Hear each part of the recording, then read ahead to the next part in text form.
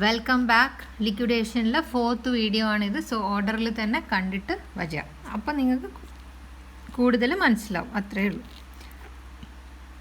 നമുക്ക് ഇപ്പോൾ ചെയ്യേണ്ടത് ലിക്വിഡേറ്റേഴ്സ് ഫൈനൽ സ്റ്റേറ്റ്മെൻറ്റിൻ്റെ പ്രോബ്ലം വീണ്ടും ചെയ്യണം. അപ്പോൾ ആ പ്രോബ്ലം ചെയ്യാൻ ആവശ്യമായ ചില തിയറി പാർട്ടിൻ്റെ എക്സ്പ്ലനേഷനോടുകൂടെ ആയിരിക്കും ഇന്നത്തെ ക്ലാസ് സ്റ്റാർട്ട് ചെയ്യുക. അതിനുശേഷം നമ്മളൊരു പ്രോബ്ലവും കൂടെ ഈ വീഡിയോക്കകത്ത് കവർ ചെയ്യും.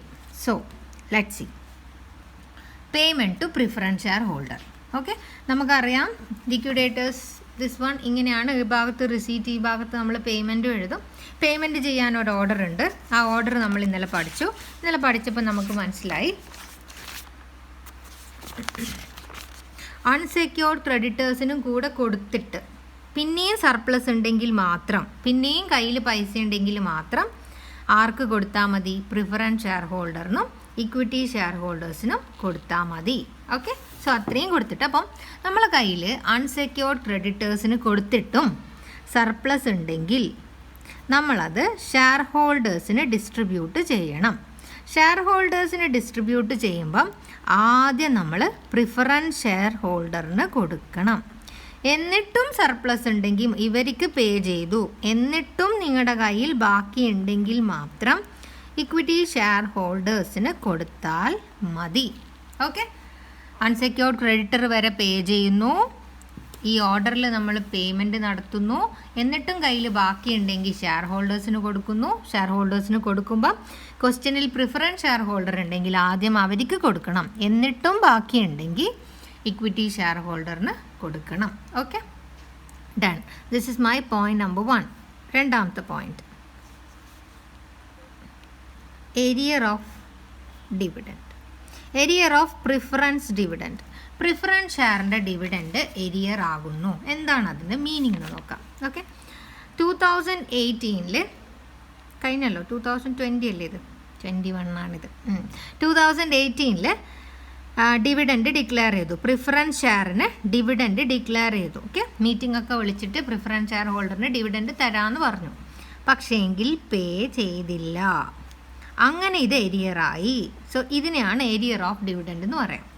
ഇനി 2019 ഇതേപോലെ തന്നെ ഡിവിഡൻഡ് ഡിക്ലെയർ ചെയ്തു, എഗെയിൻ അത് പേ ചെയ്തില്ല, ഏരിയറായി. സോ ഇതിനെയാണ് ഏരിയർ ഓഫ് ഡിവിഡൻഡ് എന്ന് പറയാം. ഓൾറെഡി ഡിക്ലെയർ ചെയ്തു ബട്ട് പേ ചെയ്യാൻ പറ്റിയില്ല. അപ്പോൾ ഇതിങ്ങനെ ഏരിയറായിട്ട് ഇങ്ങനെ വരുന്ന സമയത്ത് 2020 കമ്പനി വൈൻഡ് അപ്പ് ചെയ്യുകയെന്ന് വിചാരിച്ചു. ഓക്കെ, സോ നമ്മൾ ഓൾറെഡി നമുക്ക് ഡിവിഡൻഡ് കൊടുക്കാനുണ്ട്, ഏരിയർ ഓഫ് ഡിവിഡൻഡ് ഉണ്ട്. അപ്പം വൈൻഡിങ് അപ്പിൻ്റെ സമയത്ത് ഈ ഡിവിഡൻഡ് നമ്മൾ പേ ഓഫ് ചെയ്യണോ വേണ്ടയോ അല്ലേ? ഒരു ക്വസ്റ്റ്യൻ അല്ലേ അത്, നിങ്ങളുടെ മനസ്സിലും വരുമല്ലോ. നമ്മളിങ്ങനെ 2018 ഡിവിഡൻഡ് അവർക്ക് കൊടുക്കാനുണ്ട്, ഏരിയർ ആയിപ്പോയി. 2019 ഡിവിഡൻഡ് കൊടുക്കാനുണ്ട്, ഏരിയർ ആയിപ്പോയി. 2020 വൈൻഡിങ് അപ്പ് നടക്കുമ്പം ഈ കൊടുക്കാനുള്ള ഡിവിഡൻഡ് നമ്മൾ കൊടുക്കണമോ? അതാണ് ഇപ്പോൾ ഞാൻ പറയാൻ പോകുന്നത്. ഈ കേസ് വരിക കുമുലേറ്റീവ് പ്രിഫറൻസ് ഷെയർ എന്നുള്ള കേസിലാണ്. കുമുലേറ്റീവ് പ്രിഫറൻസ് ഷെയർ എന്താണെന്ന് ഒരു പ്രാവശ്യം തിയറീൻ്റെ പാർട്ട് പോയി നോക്കുക. ഓക്കെ, ഡിവിഡൻഡ് ഏരിയർ വരുമ്പം അത് ക്യാരി ഫോർവേഡ് ചെയ്ത് നെക്സ്റ്റ് ഇയറിൽ പ്രോഫിറ്റിൻ്റെ കൂടെ ചേർത്ത് കൊടുക്കണം എന്നുള്ളതാണ് കുമുലേറ്റീവ് പ്രിഫറൻസ് ഷെയർ. നിങ്ങളത് നോക്കിയാൽ മതി. എനിവേ, സോ നമ്മളെ ക്വസ്റ്റ്യൻ ഈ ഡിവിഡൻഡ് കൊടുക്കണോ വേണ്ടയോ? ഓക്കെ, അപ്പോൾ നമ്മുടെ ക്വസ്റ്റ്യൻ എന്താ? ഏരിയർ ഓഫ് ഡിവിഡൻഡ് വൈൻഡിങ് അപ്പിൻ്റെ സമയത്ത് പേ ചെയ്യണോ വേണ്ടയോ? നിങ്ങൾ ഈ ഓർഡർ ഫോളോ ചെയ്യുമ്പം അൺസെക്യൂർഡ് ക്രെഡിറ്റർ വരെ ഒരു സംശയവും വേണ്ട, അതിൻ്റെ ഇടയിൽ ഒന്നും ഏരിയർ ഓഫ് ഡിവിഡൻഡ് നിങ്ങളെ ബാധിക്കുന്ന പ്രശ്നമേ ഇല്ല. ഓക്കെ, ക്വസ്റ്റ്യനിൽ ഏരിയർ ഓഫ് ഡിവിഡൻഡ് ഉണ്ടെങ്കിൽ ഇവിടം വരെ നിങ്ങളൊന്നും നോക്കണ്ട, കണ്ണും പൂട്ടി ഇതേ സ്റ്റെപ്പ് ഫോളോ ചെയ്യാം. ഏരിയർ ഓഫ് ഡിവിഡൻഡ് എവിടെ എഴുതണം എന്ന് വെച്ചാൽ, അൺസെക്യൂർഡ് ക്രെഡിറ്ററിന് കൊടുത്ത് സർപ്ലസ് ഉണ്ടെങ്കിൽ നിങ്ങൾ പ്രിഫറൻസ് ഷെയർ ഹോൾഡറിന് പേയ്മെൻറ്റ് ചെയ്യണം. അതിനുശേഷവും സർപ്ലസ് ഉണ്ടെങ്കിൽ അത് ഇക്വിറ്റി ഷെയർ ഹോൾഡേഴ്സിനല്ലേ അവകാശപ്പെട്ടത്. ഓക്കെ, ബട്ട് അവിടെയാണ് ആർട്ടിക്കിൾ ഓഫ് അസോസിയേഷൻ്റെ പ്രസക്തി. ആർട്ടിക്കിൾ ഓഫ് അസോസിയേഷനകത്ത് ഒരുപാട് റൂൾസ് ആൻഡ് റെഗുലേഷൻസ് എഴുതിയിട്ടുണ്ടാവും. റൈറ്റ്, കമ്പനി ലോയിൽ പോയിട്ട് ആർട്ടിക്കിളൊക്കെ നന്നായിട്ടൊന്ന് വായിക്കാം, എന്തൊക്കെ അതിൽ ഇൻക്ലൂഡഡ് എന്നുള്ള. ഈ ആർട്ടിക്കിൾ ഓഫ് അസോസിയേഷനിൽ കുറേ കാര്യങ്ങൾ പറഞ്ഞിട്ടുണ്ടാവും. ആ കാര്യത്തിൽ ഒരു കാര്യമായിട്ട് എങ്ങനെ പറഞ്ഞിട്ടുണ്ടെങ്കിൽ ഏരിയർ ഓഫ് പ്രിഫറൻസ് ഡിവിഡൻഡ്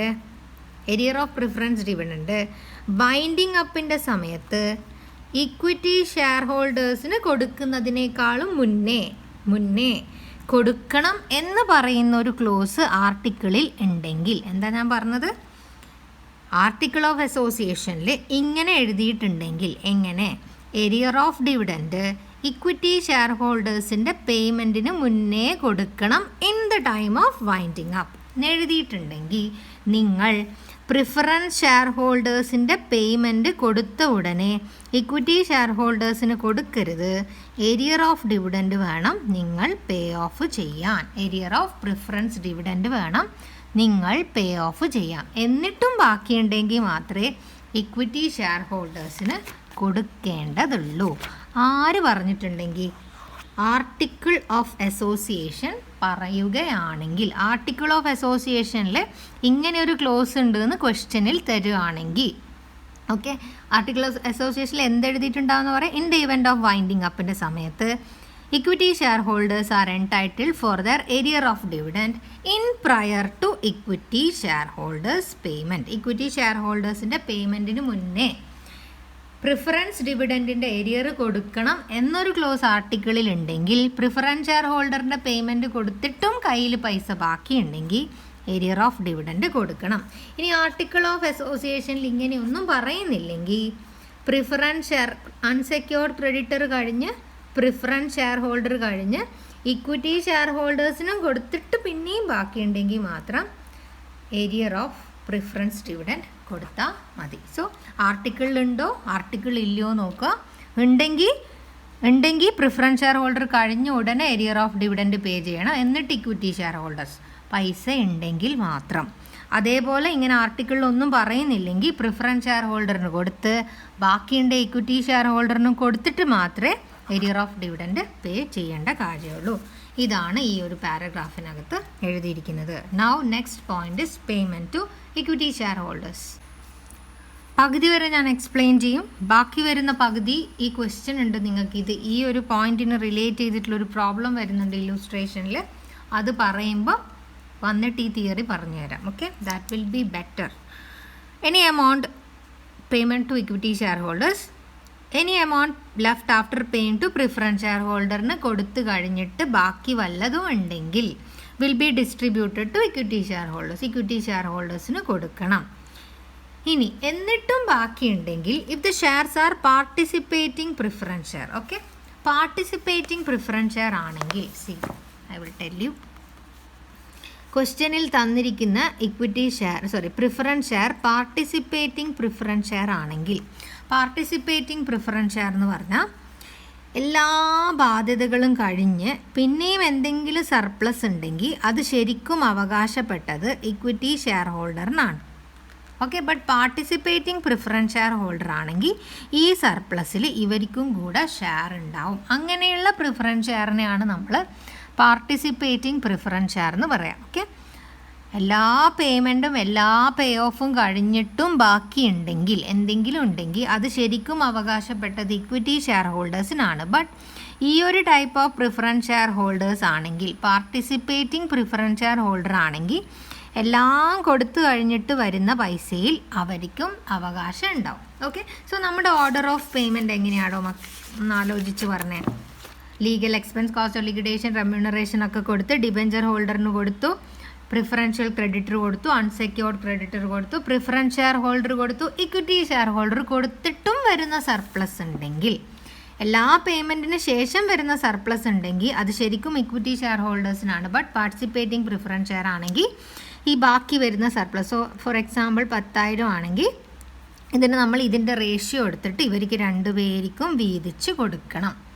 അതാണ് നിങ്ങളുടെ ഈ തിയറി പറയുന്നത്. അതിന് ബേസ് ചെയ്തിട്ടുള്ള പ്രോബ്ലം ഇല്ല എന്നാണ് എൻ്റെ ഓർമ്മ. Okay, any amount left after paying to if ഇവിടെ നിന്നാണ് the shares are participating preference share, balance available after paying preference and equity capital, last payment വരെ നടത്തിയിട്ടും ബാക്കിയുണ്ടെങ്കിൽ പ്രപ്പോർഷനറ്റ്ലി ഡിവൈഡ് ചെയ്യണം. ആര് രണ്ടുപേരും തമ്മിൽ? പാർട്ടിസിപ്പേറ്റിംഗ് പ്രിഫറൻസ് ഷെയർ ഹോൾഡറും ഇക്വിറ്റി ഷെയർ ഹോൾഡറും തമ്മിൽ. അതാണ് ഇവിടെ എഴുതിയത്. അടുത്തതാണ് ഈ കോൾഡപ്പിൻ്റെ ഒരു കേസ് വരുന്നത്. അത് ഞാൻ ആ പ്രോബ്ലം വന്നിട്ട് അവിടെ പറഞ്ഞുതരാം. Very important. ബട്ട് എനിക്കറിയില്ല നിങ്ങളോടത്ത് ഇത് ചോദിക്കുകയോ ഇല്ലയോ എന്നൊന്നും. ബട്ട് സ്വതവേ ഞാൻ എടുത്തു കൊടുക്കലുണ്ട് ആ പ്രോബ്ലവും ചേർത്തിട്ട്. സോ അതും കൂടെ ചേർത്തിട്ട് ഞാൻ എടുത്തു തരും. ഇത് ഞാൻ ഇല്ലുസ്ട്രേഷൻ്റെ കൂടെ വന്നിട്ട് ഇതിൻ്റെ ബാക്കി പാർട്ട് എക്സ്പ്ലെയിൻ ചെയ്തു തരും. Okay okay.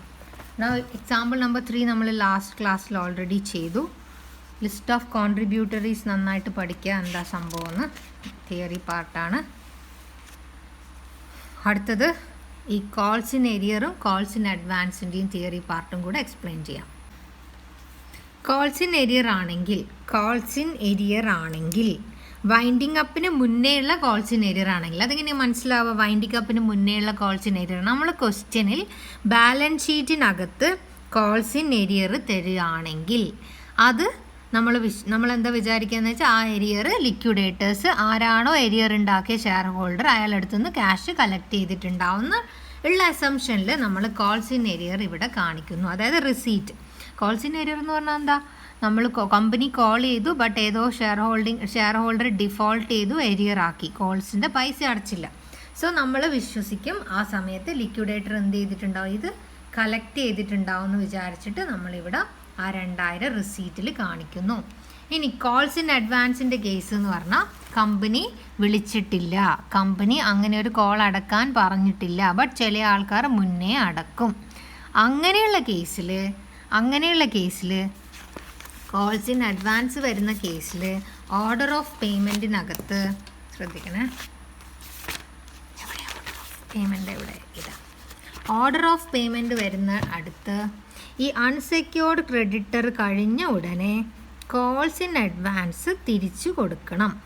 Okay, calls in advance എന്ന് പറഞ്ഞാൽ എന്താ? ചില ആൾക്കാർ, ചില ഷെയർ ഹോൾഡർ വിളിക്കാത്ത കോളിൻ്റെ പൈസ അടച്ചു, അങ്ങനെയുള്ളത് ക്വസ്റ്റ്യനിൽ ഉണ്ടെങ്കിൽ അൺസെക്യൂർഡ് ക്രെഡിറ്റർ കൊടുത്തു കഴിഞ്ഞതിന് ശേഷം ഈ ഷെയർ ഹോൾഡർ അല്ലെങ്കിൽ ഇക്വിറ്റി ഷെയർ ഹോൾഡറിന് പേ ചെയ്യുന്നതിനേക്കാളും മുന്നേ അങ്ങനെ കോൾസ് ഇൻ അഡ്വാൻസ് ആയിട്ട് അടച്ച പൈസ തിരിച്ച് കൊടുത്തിരിക്കണം. ഓക്കെ, ഓർഡർ ഓർമ്മിക്കുക. കോൾസ് ഇൻ എരിയർ ആണെങ്കിൽ റിസീറ്റ് സൈഡിലും കാണിക്കണം. Okay, again some more theory parts are there. അതും എനിക്ക് തോന്നുന്നു ലാസ്റ്റത്തെ ഇല്ലുസ്ട്രേഷൻ അതിനെ ബേസ് ചെയ്തിട്ടാണ്.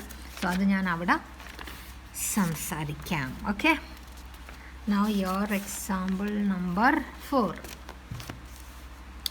A limited company went into liquidation. കമ്പനിയിൽ ഇതുവരെ പറഞ്ഞതിൻ്റെ പോയിന്റ് പ്രിഫറൻസ് ഷെയർ ഹോൾഡറിന് കൊടുത്തിട്ട് ഇക്വിറ്റി ഷെയർ ഹോൾഡറിന് കൊടുക്കും.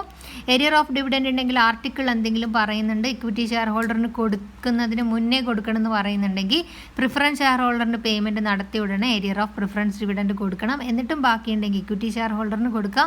അങ്ങനെ ഒരു ക്ലോസ് ആർട്ടിക്കിളിൽ പറയുന്നില്ലെങ്കിൽ ഇക്വിറ്റി ഷെയർ ഹോൾഡറിൻ്റെയും കൂടെ പേയ്മെൻറ്റ് ചെയ്തതിന് ശേഷം മാത്രം എരിയർ ഓഫ് ഡിവിഡൻഡ് ബാക്കി എന്തെങ്കിലും ഉണ്ടെങ്കിൽ കൊടുത്താൽ മതി. ഇക്വിറ്റി ഷെയർ ഹോൾഡറിന് എല്ലാവരുടെ പേയ്മെൻറ്റും ചെയ്തിട്ടാണ് പൈസ കൊടുക്കുക. പാർട്ടിസിപ്പേറ്റിംഗ് പ്രിഫറൻസ് ഷെയർ ആണെങ്കിൽ എല്ലാവർക്കും പേയ്മെൻറ്റ് കൊടുത്തിട്ട്, പ്രിഫറൻസിനും ഇക്വിറ്റിക്കും ഒക്കെ പേയ്മെൻറ്റ് കൊടുത്തിട്ട് എന്തെങ്കിലും ഒരു സർപ്ലസ് ഉണ്ടെങ്കിൽ അതിൽ പ്രപ്പോർഷനേറ്റ്ലി പാർട്ടിസിപ്പേറ്റ് ചെയ്യാനുള്ള അവകാശം പ്രിഫറൻസ് ഷെയർ ഹോൾഡറിന് ഉണ്ടാവും. അങ്ങനെയുള്ള ഷെയറിനാണ് പാർട്ടിസിപ്പേറ്റിംഗ് പ്രിഫറൻസ് ഷെയർ എന്ന് പറയുക. കോൾസ് ഇൻ എരിയർ ആണെങ്കിൽ വൈൻഡിങ് അപ്പിന് മുന്നേ ഉള്ള കോൾസ് ഇൻ എരിയർ ആണെങ്കിൽ നമ്മളത് റിസീറ്റ് ആയിട്ട് കാണിക്കണം. കോൾസ് ഇൻ അഡ്വാൻസ് ആണെങ്കിൽ അൺസെക്യൂർഡ് ക്രെഡിറ്റർ കഴിഞ്ഞ ഉടനെ ആ കോൾസ് ഇൻ അഡ്വാൻസ് കൊടുത്ത് തീർത്തിട്ട് വേണം. കൂടുതൽ പൈസ ചില ആളോട് വാങ്ങി അത് തിരിച്ചു കൊടുത്തിട്ട് വേണം പ്രിഫറൻസ് ഷെയർ ഹോൾഡറിന് അല്ലെങ്കിൽ ഇക്വിറ്റി ഷെയർ ഹോൾഡറിന് പൈസ കൊടുക്കാൻ. Let's see example number 4. ലിക്വിഡേഷനിലോട്ട് പോയി. ക്രെഡിറ്റർ, എനിക്കറിയുന്നില്ല ഇത് ഏത് മോഡലിലാണ് ക്വസ്റ്റ്യൻ ഉണ്ടാവാൻ, ബട്ട് എമൗണ്ട് ഒക്കെ ഇങ്ങനെ തന്നെ ആയിരിക്കും.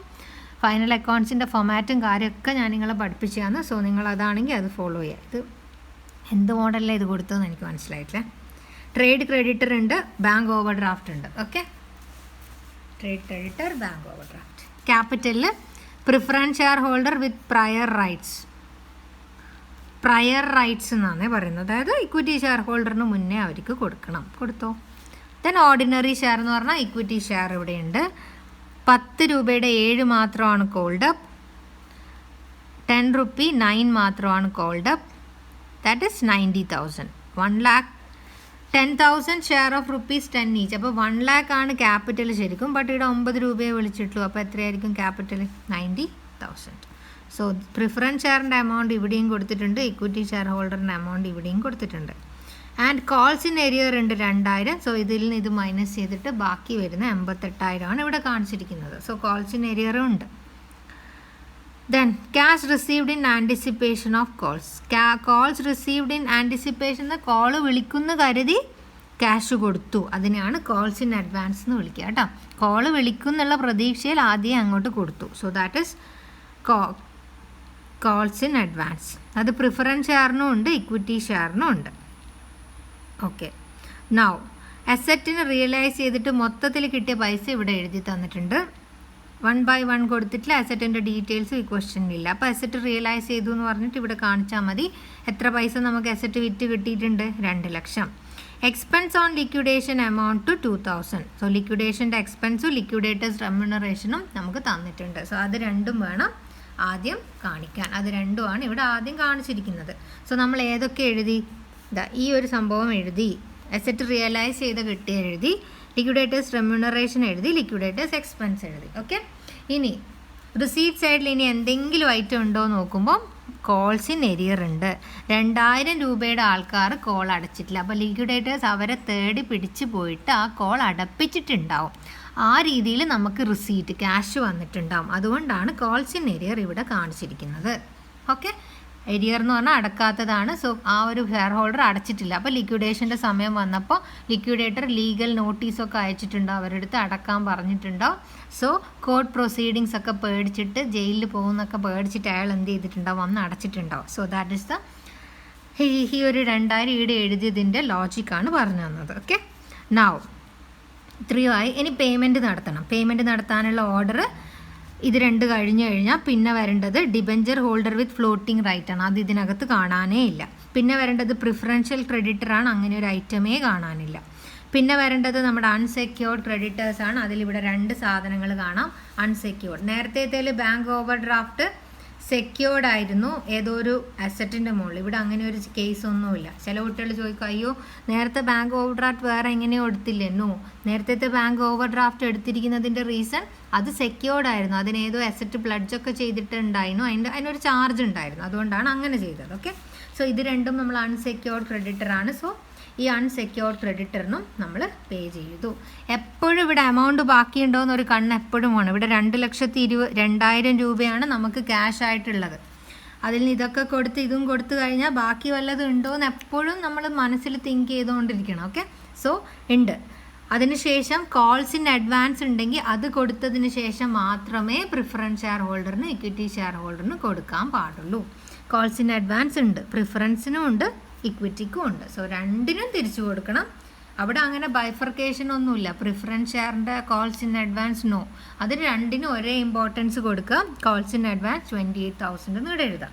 അതിനുശേഷം പ്രിഫറൻസ് ഷെയർ ഹോൾഡറിന് കൊടുക്കുക. പ്രിഫറൻസ് ഷെയർ ഹോൾഡറിന് എത്രയാണ് കൊടുക്കാനുള്ളത്? 70,000. ഇനി എത്ര ബാക്കിയുണ്ട് നോക്കണം. ഇടയ്ക്കിടയ്ക്ക് എത്ര ബാക്കിയുണ്ട് നോക്കണം. കാരണം കയ്യിലുള്ള പൈസയല്ലേ തിരിച്ചു കൊടുക്കാൻ പറ്റും. സോ ഇവിടെ നിങ്ങൾ ഇത് ചെയ്ത് ഇത് ബാലൻസ് ചെയ്താലാണ് ഈ പൈസ ഇവിടെ കിട്ടുക. ഇവർക്ക് നമ്മൾ എത്ര കൊടുക്കാനുണ്ട്? 88,000 ഉണ്ട്. ബിക്കോസ് ഈ 2,000 ഓൾറെഡി കോൾസ് ഇൻ എറർ, അതിൻ്റെ ഇഫക്റ്റ് ഇവിടെ വരികയും ചെയ്തു. സോ 88,000 കൊടുക്കാനുണ്ട്. ബട്ട് എത്ര കിട്ടിയത്? 67,000 മാത്രമേ ഇക്വിറ്റി ഷെയർ ഹോൾഡറിന് കൊടുക്കാൻ പറ്റൂ. ഇനി അപ്പോൾ എത്രയാണ് ഒരാൾക്ക് കിട്ടുക എന്ന് എങ്ങനെയാണ് നോക്കുക എന്ന് പറഞ്ഞാൽ 67,000 ഡിവൈഡഡ് ബൈ ഈ 10,000. അങ്ങനെയാണ് ഇവിടെ ഒരു ഷെയറിന് 6 രൂപ 70 പൈസ കിട്ടും. അവരെത്ര രൂപക്കാണ് ഒരു ഷെയർ വാങ്ങിച്ചത്? 9 rupees. 9 അല്ലേ കോൾഡ് അപ്പ്, 9. അപ്പോൾ ആ 9 കിട്ടേണ്ട സ്ഥാനത്ത് അവർക്ക് എത്ര കിട്ടിയത്? 6 രൂപ 70 പൈസയാണ് കിട്ടിയത് എന്നാണ് ഇതിൻ്റെ മീനിങ്. ഇനി ഓക്കെ, ഒന്നും കൂടെ ഒന്ന് പറയുകയാണ്. അസറ്റ് വിറ്റിട്ട് കിട്ടിയ പൈസ ഇവിടെ എഴുതി. ഇവിടെ ആ അസറ്റിൻ്റെ വേറെ ഡീറ്റെയിൽസ് ഒന്നുമില്ല. കോൾസ് ഇൻ എരിയർ ഇവിടെ എഴുതി. ബാക്കിയൊക്കെ ഞാനിവിടെ വഴിയേ എഴുതി. കോൾസ് ഇൻ അഡ്വാൻസ് ഉണ്ടെങ്കിൽ പ്രിഫറൻസ് ഷെയർ ഹോൾഡേഴ്സിന് പേയ്മെൻറ്റ് ചെയ്യുന്നതിനേക്കാളും മുന്നേ കോൾസ് ഇൻ അഡ്വാൻസ് കൊടുത്തിരിക്കണം. സോ അത് തിരിച്ചു കൊടുത്തു. ബിക്കോസ് എന്തിനാണ് ഇത് തിരിച്ചു കൊടുത്തത്? അടക്കേണ്ടി വരുന്ന കരുതി ഇവർ വിളിക്കുമെന്ന് വിചാരിച്ച് ആദ്യമേ കൊടുത്തതാണ്. ഓക്കെ, ഇവിടെ 9 കോൾഡ് അപ്പാണ്. ഇവിടെ 1 റുപ്യ വിളിക്കാനുണ്ട് കമ്പനി. ഇവിടെ 7 കോൾഡ് അപ്പാണ്. ഇവിടെ എത്ര വിളിക്കാനുണ്ട് കമ്പനി? 3 rupees വിളിക്കാനുണ്ട്. സോ കമ്പനി വിളിക്കുന്ന കരുതി ഇവർ അടച്ചതാണ്. കുറച്ച് ആൾക്കാരെ ഇത് അടച്ചിട്ടുണ്ടാവും. അപ്പോൾ ബാക്കിയുള്ളതിനൊക്കെ ഇപ്പം അത് എൻ്റെ കയ്യിൽ 100 ഷെയർ ഉണ്ട്. നിങ്ങൾ ഈ കാണുന്നത് ആരാണോ നിങ്ങളുടെ കയ്യിൽ 100 ഷെയർ തന്നെയുണ്ട്. ഓക്കെ, കമ്പനി വിളിച്ചിരിക്കുന്നത് 7 രൂപ. അപ്പം നിങ്ങളും ഞാനും അടച്ചിരിക്കുന്നത് 700. പക്ഷെ ഞാനില്ല, ഭയങ്കര സംഭവമാണ്. അപ്പം ഞാൻ വിചാരിച്ച് ബാക്കി 3 രൂപയും കൂടി കമ്പനി വിളിക്കുന്നു. അപ്പം എൻ്റെ കയ്യിൽ എത്ര ഷെയറാണ്? അപ്പോൾ ബാക്കി 3 രൂപയും കൂടെ വിളിക്കുമെന്ന് കരുതി ഞാൻ അഡ്വാൻസ് ആയിട്ട് കമ്പനിക്ക് 300 രൂപ കൊടുത്തു. ഇപ്പം എൻ്റെ വകയിൽ കമ്പനിക്ക് എത്ര കിട്ടിയിട്ടുണ്ടടാ? 1000 കിട്ടിയിട്ടുണ്ട്. കമ്പനി വൈൻഡപ്പ് ചെയ്യുന്നു. വൈൻഡപ്പ് ചെയ്യുമ്പം ഞാനും നിങ്ങളും പ്രിഫറൻസ് ഷെയർ ഹോൾഡറാണ്, റൈറ്റ്? പ്രിഫറൻസ് ഷെയർ ഹോൾഡറാണ്. അപ്പോൾ പ്രിഫറൻസ് ഷെയർ ഹോൾഡറിന് പേ ചെയ്യുന്ന കൂട്ടത്തിലാണ് എനിക്കും പേ ചെയ്യുന്നതെങ്കിൽ ഈ 300 റുപ്യ എനിക്ക് നഷ്ടമല്ലേ? എനിക്കും നിങ്ങൾക്ക് ഒരേ സ്റ്റാൻഡിൽ തരുവാണെങ്കിൽ എനിക്ക് ഈ 300 റുപ്യ നഷ്ടമല്ല. അതുകൊണ്ടാണ് അഡ്വാൻസ് അടച്ച പൈസ എനിക്ക് അവർ ആദ്യം തരും. അതായത് അൺസെക്യൂർഡ് ക്രെഡിറ്റർ വരെ കൊടുത്തതിന് ശേഷം ഇവർ ഇവിടെ 300 റുപ്യ കൂടുതൽ അടച്ചിട്ടുണ്ട്, അപ്പോൾ ആദ്യം ഇവരെ ഈ കൂടുതൽ അടച്ച 300 റുപ്യ തിരിച്ചു കൊടുത്തേക്കാം. എന്നതിന് ശേഷം നമുക്ക് പ്രിഫറൻസ് ഷെയർ ഹോൾഡേഴ്സിനും ഇക്വിറ്റി ഷെയർ ഹോൾഡേഴ്സിനും കൊടുക്കാം.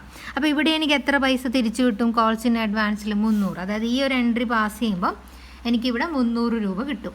എന്നിട്ട് ബാക്കി എനിക്ക് തരാനുള്ള 700 എവിടെ കിട്ടിയിട്ടുണ്ടോ? ഈ പ്രിഫറൻസ് ഷെയർ ഹോൾഡേഴ്സിന് പേയ്മെൻറ്റ് നടത്തുന്ന കൂട്ടത്തിൽ, നിങ്ങളെപ്പോലെ നടത്തുന്ന കൂട്ടത്തിൽ കിട്ടിയിട്ടുണ്ടാവും. ഓക്കെ, മനസ്സിലാവുന്നവർ മനസ്സിലാക്കുക, അല്ലെങ്കിൽ ലീവ് ഇറ്റ്. ഇങ്ങനെയാണ് സംഭവം. ഓക്കെ, ബാക്കിയുള്ളത് മാത്രം ലാസ്റ്റ് വരുന്നവർക്ക് കൊടുക്കുക. എപ്പോഴും ഒരു കണ്ണ് വേണം ഇവിടെ ബാക്കിയുണ്ടോ എന്നുള്ളത്. ഓക്കെ, സോ ഒരാൾക്ക് എത്ര എന്നുള്ളത് divided by number of share 10,000. ഇവിടെ എന്താ 10,000 എടുത്ത ടീച്ചറെ? കോൾസ് ഇൻ എരിയർ വരുന്നില്ലേ? കോൾസ് ഇൻ എരിയർ വന്ന ആളെ കൊണ്ട് ഇവിടെ പൈസ അടപ്പിച്ചിട്ടുണ്ട് മോനെ, കണ്ട പൈസ അടപ്പിച്ചിട്ടുണ്ട്. അപ്പോൾ പിന്നെ അവർ നമ്മളെ കൂട്ടത്തിലായില്ലേ? സോ അതുകൊണ്ടാണ് 10,000 കൊണ്ട് ഡിവൈഡ് ചെയ്തിരിക്കുന്നത്. ഇവിടെ എഴുതി കൊടുക്കുക. Capital repayment cannot be made until calls in arrear are collected. Calls in arrear collect ചെയ്തിരിക്കണം. Calls in advance immediately after the payment of unsecured creditor. Unsecured ക്രെഡിറ്ററിൻ്റെ പേയ്മെൻറ്റിന് ശേഷം കോൾസ് ഇൻ അഡ്വാൻസ് കൊടുത്തിരിക്കണം, ക്യാപിറ്റലിൻ്റെ പേയ്മെൻറ്റിന് മുന്നേ. അതാണ് ഇവിടെ എഴുതിയിരിക്കുന്നത്. സോ ഈ ക്വസ്റ്റ്യന് മനസ്സിലാക്കാനുള്ള 2 പോയിൻറ്റ് കോൾസ് ഇൻ അഡ്വാൻസും കോൾസ് ഇൻ എരിയേഴ്സും. Okay, now next. ഇതാണ് ക്വസ്റ്റ്യൻ. ഇത് കുറച്ച് സംഭവമാണ്, എന്താ ചെയ്യല്ലേ? ഈസി ചെയ്തിട്ട് ഇങ്ങോട്ട് വന്നാലോ? ഇല്ലുസ്ട്രേഷൻ നമ്പർ 4 ചെയ്തിട്ട് എക്സാമ്പിൾ നമ്പർ 5 ആയിരുന്നു, അത് ചെയ്യാം കേട്ടോ. Let's do illustration number 4. Okay, the following particular relating to a limited company which has gone into voluntary liquidation. You are required to prepare final. Okay, റെമ്യൂണറേഷനെ പറ്റി ഇവിടെ പറയുന്നുണ്ട്. ലിക്വിഡേറ്റേഴ്സിൻ്റെ remuneration 2% on amount realised on asset realise ചെയ്ത് കിട്ടിയ പൈസയുടെ 2% and 2% on amount distributed to unsecured creditor other than preferential creditor. Preferential share എടുക്കണ്ട. Unsecured ക്രെഡിറ്ററിന് കൊടുത്ത പേയ്മെൻറ്റ് നടത്തിയ പൈസേൻ്റെ 2%, അസറ്റ് റിയലൈസ് ചെയ്ത് കിട്ടിയതിൻ്റെ 2%, രണ്ടും കൂടെ ആഡ് ചെയ്താൽ നമ്മൾ റെമ്യൂണറേഷൻ ടു ലിക്വിഡേറ്റേഴ്സ് ആയി. അതാണ് ഇവിടെ തന്നത്. അൺസെക്യൂർഡ് ക്രെഡിറ്റർ ഇത്ര, പ്രിഫറൻഷ്യൽ കറന്റ് ഡിബഞ്ചർ ഉണ്ട്, എല്ലാ റിയലൈസ് ചെയ്ത അസറ്റുകളുടെ പേരും അതിൻ്റെ റിയലൈസ് ചെയ്ത് കിട്ടിയ പൈസയും ഇവിടെ എഴുതിയിട്ടുണ്ട്. ലിക്വിഡേഷൻ എക്സ്പെൻസ് 2000 പോലും. A call of ₹2 per share on partly paid 10,000 equity share was made. അപ്പം വൈൻഡിങ് അപ്പിൻ്റെ സമയത്ത് കോള് വിളിച്ചിട്ടുണ്ട്. കോള് വിളിച്ചാൽ പൈസ ഇങ്ങോട്ട് വരും, റിസീറ്റാണ്. സോ എത്ര പൈസ വരും? 10,000 ഷെയറിന് 2 രൂപ വെച്ചാണ് കോൾ ചെയ്തിരിക്കുന്നത്. സോ 20,000 രൂപ എനിക്ക് റിസീറ്റ് ഇങ്ങോട്ട് വരും. പ്രശ്നമുണ്ട് പക്ഷേ. Paid except in case of 1 share holder owing 500 share. ബാക്കി എല്ലാവരും പേ ചെയ്തു, ബട്ട് 500 ഷെയർ എടുത്ത ആൾ ഈ 2 രൂപ അടച്ചില്ല, 1000 റുപ്യ അടച്ചില്ല. അപ്പം നമുക്ക് എത്രയാണ് റിസീറ്റ്? 19,000. അപ്പോൾ ലിക്വിഡേറ്റേഴ്സിൻ്റെ റിസീറ്റ് എത്രയേ ഉള്ളൂ? 19,000. സോ 19,000 മാത്രമേ റിസീറ്റ് സൈഡിൽ കാണിക്കാൻ പാടുള്ളൂ. സോ റിസീറ്റ് സൈഡ് ഞാൻ എഴുതിയിട്ട് വരാം. ഓക്കെ, ഞാൻ അതൊക്കെ ഇവിടെ എഴുതിയിട്ടുണ്ട്. പിന്നെ ഞാൻ കോള് ചെയ്ത് ഇവിടെ എഴുതാം. കോള് ചെയ്ത് കിട്ടിയത് കോൾസ് റിസീവ്ഡ് 19,000 ഇവിടെ എഴുതിയിട്ടുണ്ട്. സോ ഇതൊക്കെ നിങ്ങൾ ആഡ് ചെയ്ത് നോക്കുക. ഇതൊക്കെ ആഡ് ചെയ്താൽ 2,68,000 കിട്ടാം. ഓക്കെ, നൗ ഐ വിൽ ഇതിന് ഹെഡിങ് ഒക്കെ കൊടുക്കണേ. അടുത്തത് ലിക്വിഡേഷൻ എക്സ്പെൻസ് ഉണ്ട് പോലും 2000. അടുത്ത എഴുതേണ്ടത് ലിക്വിഡേറ്റേഴ്സ് റെമ്യൂണറേഷൻ ആണ്. റെമ്യൂണറേഷൻ 2 എണ്ണമായിട്ട് തന്നു. ഒന്ന് 2% on asset realised. Asset realise ചെയ്തതിൻ്റെ 2%. ഇവിടെ അസെറ്റ് 4 അസെറ്റാണ് റിയലൈസ് ചെയ്തത്. അതിൻ്റെ എമൗണ്ട് എത്രയാണ്? 2,68,000ൻ്റെ 2%. 5,5360 പോരാ. പിന്നെയുള്ളത് 2% ഓൺ എമൗണ്ട് ഡിസ്ട്രിബ്യൂട്ടഡ് ടു, നിങ്ങൾ ഫുൾ എഴുതണേ, അൺസെക്യൂർഡ് ക്രെഡിറ്റർ. അൺസെക്യൂർഡ് ക്രെഡിറ്ററിന് കൊടുത്ത എമൗണ്ടിൻ്റെ 2%. ഉടനെ ഞാൻ ക്വസ്റ്റ്യൻ നോക്കുന്നു, ഇതേ അൺസെക്യൂർഡ് ക്രെഡിറ്റർ ഞാൻ അപ്പം തന്നെ ഇവിടെ എഴുതുന്നു എന്ത്, 2,24,000-ൻ്റെ 2%. ഓക്കെ, പൊട്ടത്തെറ്റാണ്. എന്താണ് തെറ്റെന്ന് ഞാൻ പറഞ്ഞുതരാം. ഓക്കെ, ഇങ്ങനെ എഴുതാൻ ഒരിക്കലും ഇങ്ങനെ എഴുതാൻ പാടില്ല. എന്താ ഇതിൻ്റെ മീനിങ് ഇപ്പോൾ പറഞ്ഞുതരാം. ഓക്കെ, അപ്പോൾ ഞാൻ അത് കണ്ടുപിടിച്ചെന്ന് വെച്ചോ. സോ ഇത് രണ്ടും കൂടെ ആഡ് ചെയ്ത് ഇവിടെ എഴുതണം. ഓക്കെ, അടുത്തത് ഇനി എന്തൊക്കെ കൊടുക്കാനുണ്ട്? ഇനി ഡിബഞ്ചർ ഉണ്ട്. സോ അടുത്തത് ഡിബഞ്ചർ തന്നെയാണ് കൊടുക്കേണ്ടത്. സോ ഞാനിവിടെ ഡിബഞ്ചർ എന്ന് എഴുതി 75,000. അടുത്തത് പ്രിഫറൻഷ്യൽ ക്രെഡിറ്ററാണ് കൊടുക്കേണ്ടത്. പ്രിഫറൻഷ്യൽ ക്രെഡിറ്ററും ക്വസ്റ്റ്യനിലുണ്ട് 70,000. അടുത്ത ഞാൻ കൊടുക്കേണ്ടത് അൺസെക്യൂർഡ് ക്രെഡിറ്ററാണ്. അൺസെക്യൂർഡ് ക്രെഡിറ്ററിന് കൊടുക്കുക പൈസ തികയുന്നതനുസരിച്ചിട്ട് നോക്കണം. ഓക്കെ, ഇതെനിക്ക് ഒറ്റ സ്റ്റെപ്പിൽ ചെയ്യാൻ അറിയായിട്ടല്ലേ, ഞാൻ നിങ്ങൾക്കത് രീതിയിൽ മനസ്സിലാവേണ്ട രീതിയിൽ. അപ്പോൾ എൻ്റെ കയ്യിലിവിടെ എത്ര റിസീറ്റ് ഉണ്ട്? 2,87,000. ഇത് പ്ലസ് ഇത് 2,87,000. അതിൽ നിന്ന് 2,000 എന്തിന് പോയി? ലിക്വിഡേഷൻ എക്സ്പെൻസിന് പോയി. 75,000 ആർക്ക് പോയി? 53,60 ഒരു റെമ്യൂണറേഷൻ ഉണ്ട്, അപ്പോൾ അതും പോയി. ഇനിയോ 75,000 ഡിബഞ്ചർ ഹോൾഡറും കൊണ്ടുപോയി. ഇനിയോ 70,000 പ്രിഫറൻഷ്യൽ ക്രെഡിറ്ററും കൊണ്ടുപോയി. So how much balance? ഇവിടെ എത്രയാണോ ബാലൻസ്? 1,34,640. ഇതാണ് ബാലൻസ്. അൺസെക്യൂർഡ് ക്രെഡിറ്ററിന് കൊടുക്കാനുള്ളത് 2,24,000 പക്ഷേ എൻ്റെ കയ്യിൽ അത്രക്കാരം പൈസയൊന്നും ഇല്ല സർപ്ലസിൽ. ബട്ട് ഇവിടെയുള്ള പ്രധാനപ്പെട്ട പോയിന്റ്, അപ്പോൾ മനസ്സിലായി ഞാനിത് തെറ്റാന്ന് പറഞ്ഞു. അപ്പോൾ നിങ്ങൾ വിചാരിക്കും ഓഹോ അത് തെറ്റാണ്, അപ്പം ഇതിൻ്റെ മേലെയാണ് കാണേണ്ടത് നിങ്ങൾ വിചാരിക്കും. ബട്ട് അതിൻ്റെ മേലെയല്ല കാണേണ്ടത്. എന്തുകൊണ്ട്? ഇവിടെ നമ്മൾ എടുക്കുന്നത് ബാലൻസിങ് ഫിഗർ ആണ് അല്ലേ. ലാസ്റ്റേത്താക്ക് പൈസ തികയുന്നില്ലെങ്കിൽ എല്ലാം കൊടുത്തിട്ട് ബാക്കിയെല്ലാം എടുക്കുന്നത്. എല്ലാം കൊടുക്കണമെങ്കിൽ ഈ ഒരു എമൗണ്ട് നമ്മളിവിടെ ഫില്ല് ചെയ്യണ്ടേ. ബിക്കോസ് എല്ലാവർക്കും കൊടുക്കും മുമ്പേ ആരെ റെമ്യൂണറേഷൻ കൊടുക്കണം? ലിക്വിഡേറ്ററിൻ്റെ റെമ്യൂണറേഷൻ കൊടുക്കണം. അപ്പം ഈ ഒരു എമൗണ്ട് ഫില്ല് ചെയ്തിട്ട് ബാലൻസ് ചെയ്താൽ മാത്രമേ അൺസെക്യൂർഡ് ക്രെഡിറ്ററിന് എത്രയാ കൊടുക്കുക എന്ന് കിട്ടുള്ളൂ. എന്നിട്ടേ അതിൻ്റെ 2% കാണാൻ പറ്റുള്ളൂ. സോ ഇവിടെ 2 എണ്ണം ഒരേപോലെ മിസ്സിങ് ആണ്. ഇതും നമുക്കിത് രണ്ടും ഒരേപോലെ മിസ്സിങ് ആണെങ്കിൽ എങ്ങനെ കണ്ടുപിടിക്കാമെന്നാണ് ഇവിടെ ഞാൻ പറയുന്നത്. സോ ഞാൻ പറയുന്നത് ലിക്വിഡേറ്റേഴ്സ് റെമ്യൂണറേഷൻ കണ്ടുപിടിക്കുക എങ്ങനെയാണ് ഈ ഒരു ടൈമിൽ. ഏത് ടൈമിൽ? അൺസെക്യൂർഡ് ക്രെഡിറ്ററിനൊക്കെ ഡിസ്ട്രിബ്യൂട്ട് ചെയ്യുന്നതിൻ്റെ മുകളിൽ നിന്ന് പറയുന്നത്. പക്ഷേ അൺസെക്യൂർഡ് ക്രെഡിറ്ററിന് ഫുള്ളായിട്ട് കൊടുക്കാൻ പൈസയൊന്നുമില്ല. അപ്പോൾ എത്ര കൊടുക്കുന്നതെന്ന് എക്സാക്റ്റായിട്ട് അറിയണമെങ്കിൽ ഈ പൈസ ഇവിടെ കിട്ടണം. ബിക്കോസ് ഇതും കൂടെ കൊടുത്തിട്ടല്ലേ നമ്മൾ ബാലൻസ് ചെയ്യുക. റെമ്യൂണറേഷനും ഇവിടെ ഇട്ടിട്ടല്ലേ നമ്മളിത് ബാലൻസ് ചെയ്ത് ലാസ്റ്റത്തേലെത്തുക. റൈറ്റ്?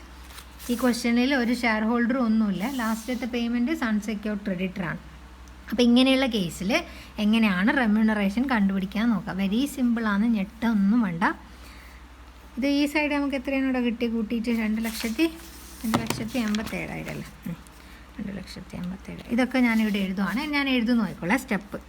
ടോട്ടൽ റിസീറ്റ് എത്ര കയ്യിൽ? എൻ്റെ കയ്യിൽ കമ്പനീൻ്റെ കയ്യിൽ എത്ര പൈസയുണ്ട്? ലിക്വിഡേറ്ററിൻ്റെ കയ്യിൽ എത്ര പൈസയുണ്ട്? ഇത്ര. ഇതിൽ നിന്ന് എന്തൊക്കെ കൊടുക്കാനുണ്ട്? ലിക്വിഡേഷൻ എക്സ്പെൻസ് എഴുതിക്കൊള്ളണേ. Liquidation expense 2,000. ലിക്വിഡേറ്റേഴ്സ് റെമ്യൂണറേഷൻ രണ്ടെണ്ണം ഉണ്ട്. ലിക്വിഡേറ്റേഴ്സ് റെമ്യൂണറേഷൻ അതിൽ ഒന്നാമത്തെ റെമ്യൂണറേഷൻ 53,60. ഇത് നമുക്ക് അറിഞ്ഞൂടാ, ക്വസ്റ്റ്യൻ മാർക്ക്. അതും കൊടുക്കണം. പിന്നെ എന്തൊക്കെ കൊടുക്കണം? ഡിബഞ്ചർ ഹോൾഡറിൻ്റെ കൊടുക്കണം 75,000. പിന്നെ നമ്മൾ പ്രിഫറൻഷ്യൽ ക്രെഡിറ്ററിൻ്റെ കൊടുക്കണം 70,000. പിന്നെ നമ്മൾ അൺസെക്യൂർഡ് ക്രെഡിറ്റർ കൊടുക്കണം, അതും നമുക്കറിയില്ല. ഇങ്ങനെയല്ലേ വരിക പേയ്മെൻറ്റ് സൈഡ്. റിസീറ്റ് ഇത്ര പേയ്മെൻറ്റ് നടത്താനുണ്ട്. അപ്പോൾ ഞാൻ ഇത് രണ്ടെണ്ണം എനിക്കറിയില്ലേ. ഇത് ടോട്ടൽ. ഇതിൽ നിന്ന് ഇതെല്ലാം മൈനസ് ചെയ്താട്ടെ നിങ്ങൾ. ഇതിൽ നിന്ന് ഇതെല്ലാം മൈനസ് ചെയ്യാം. ഇതെല്ലാം നിങ്ങൾ മൈനസ് ചെയ്താൽ നിങ്ങൾക്ക് 1,34,640 കിട്ടും. ഇത് ആർക്കൊക്കെ കൊടുക്കാനുള്ളതാണ്? ഇവിടെ 2 ക്വസ്റ്റ്യൻ മാർക്കുള്ള അത് ഇവർക്ക് രണ്ടാക്കും. ഒന്ന് റെമ്യൂണറേഷൻ ടു ലിക്വിഡേറ്ററും ആണ്, പിന്നെ അൺസെക്യൂർഡ് ക്രെഡിറ്റർ. അപ്പോൾ ഇതിന് നേരെ നമുക്ക് എന്തെഴുതാം? എമൗണ്ട് അവൈലബിൾ ടു ആർക്കൊക്കെ? Liquidators remuneration 2% and unsecured creditor അല്ലേ. ഇവർക്ക് രണ്ടാക്കല്ലേ അവകാശപ്പെട്ടത്, നിങ്ങൾ തന്നെ നോക്കിയാൽ മനസ്സിലാവുന്നുണ്ട്. ഇനി ഇവർക്ക് രണ്ടാക്കല്ലേ കൊടുക്കാൻ ബാക്കിയുള്ളൂ. ഇങ്ങനെയുള്ള കേസിൽ ഈ റെമ്യൂണറേഷൻ കണ്ടുപിടിക്കുമ്പോൾ ഈ കിട്ടിയ എമൗണ്ട് ഉണ്ടല്ലോ, ഇതിൻ്റെ 2% അല്ലേ, ഇതിൻ്റെ 2/100 + 2, അതായത് 102. 100 പ്ലസ് ഈ 2 തന്നെ, ഈ മേലത്തെ 2, അപ്പോൾ 102 കിട്ടും. അപ്പോൾ ഈ 13460 ഇൻറ്റു 2/102 ചെയ്യാം.